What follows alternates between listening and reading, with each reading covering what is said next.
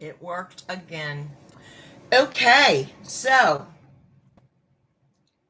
sorry to be in a little bit of a good mood because we're starting to, in this book, concentrate on depression and get to the point where we did with mania, where we could have this little kind of cheat sheet for triggers, symptoms, doctor's numbers.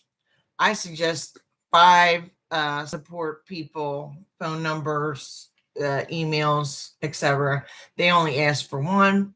Then to, I don't know why it said photocopy. I mean, it could be either handwritten or photocopy. Cut it so it fits in a wall. Okay. So, in the beginning section, I didn't highlight much, but I highlighted what I think is très important, French for very important. You need to recognize your particular symptoms. People refer to depression as down, sometimes call it feeling low or the blues. And still, other people would call it feeling numb. This is not a feeling that people usually describe depression with, but it's the kind of numbness that people would further describe as you're just going through the motions of the day. Nothing's hitting you strongly. You don't have strong responses. You're dragging, and this numbness is a little different than feeling down, feeling low, or the blues, but it can be somebody's experience. And I highlighted that big time because it's not what usually people talk about when they talk about this side. So, personal depression profile, we're going to go through thoughts, feelings, and behaviors.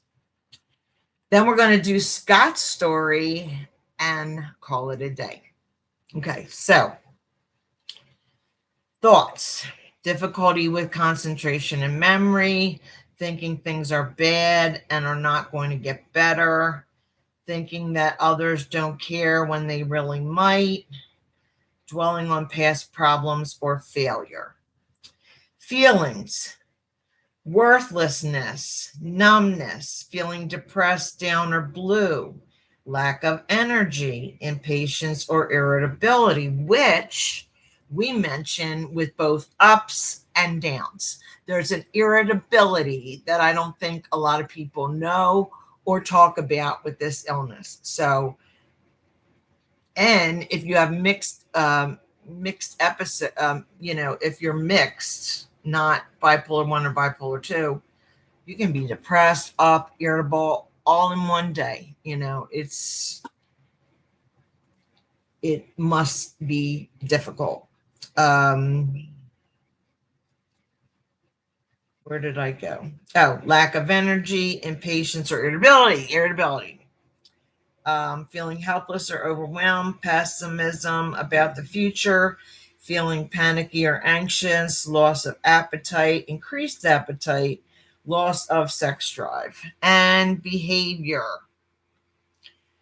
Restlessness or pacing, inability to sleep, sleeping too much. So they're like the exact opposites, but they're both symptoms of depression. It hits people different ways.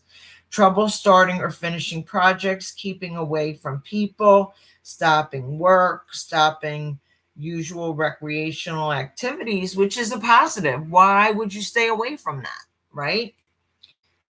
Fighting without good reason, frequent crying with little or no reason, preparing a suicide plan.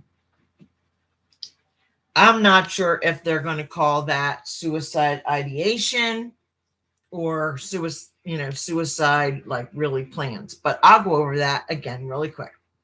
So if you have one fleeting thought of suicide, maybe you don't have to call the doctor. Might be good to tell a friend, in conversation. It goes through 5 times, it goes through 10 times. You get on the phone to your psychiatrist or a psychiatrist. Minimally, tell somebody so you're not the only person who knows. There are suicide hotlines, but even though they're trained, they're not really a counselor necessarily. They're not a psychiatrist. So in desperation, call that number.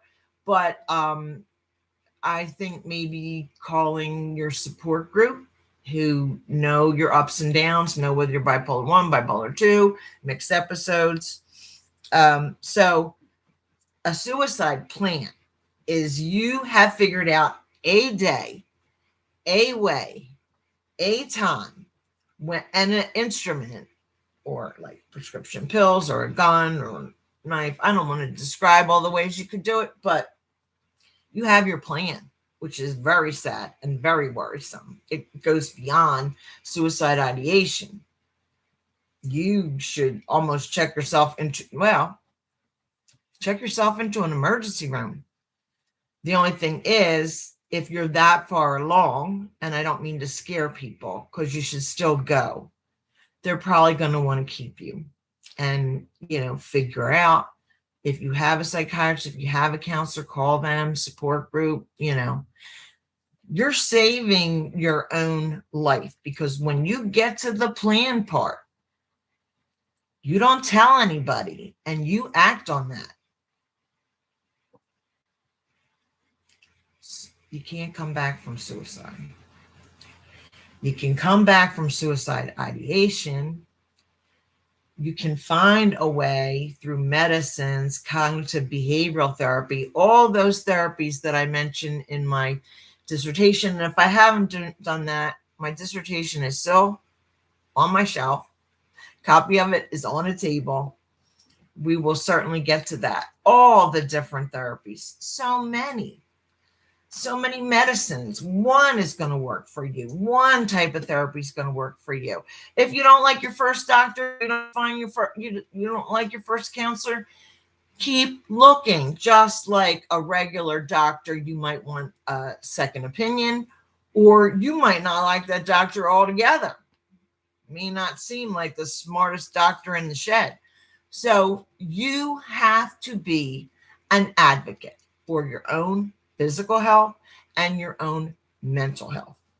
Okay, so now we come to Scott, and I wish Scott's story wasn't sad, but the ending isn't sad, which is good. Scott, age 45, had been married for 19 years and had 2 boys in elementary school. He and his wife decided to move to a new house in a better school district and closer to his work. Moving sounds stressful to me.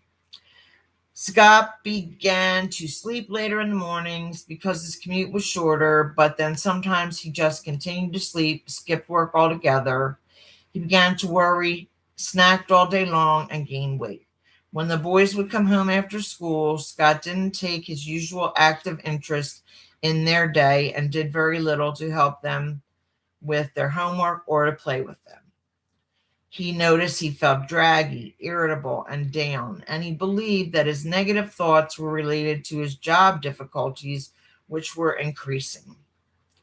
He didn't really understand why his life seemed to be falling apart, though he vaguely remembered a similar period when he was a senior in high school. He found that he just wanted to sleep all the time. He would get to school late then, and now he would arrive late for work, if at all. His wife was losing patience and reminded him that oversleeping was an early warning sign characteristic of depressive moods. A coworker and his wife encouraged him to arrange a psychiatric consultation. The psychiatrist worked with Scott to develop his personal depression profile. After listing his thoughts, feelings, and behaviors, Scott realized that he was depressed as he realized he had also been in adolescence. Together, Scott and his psychiatrist developed a plan to address his symptoms and treat his depression. The first step in Scott's case, as in the case of most people, was to recognize and describe pattern of depression in order to begin a map of treatment approach. Kind of a happy ending, as we don't always have with depressive episodes. So he had people. He had a wife. He had a co-worker. Let me look at that again. He had a wife.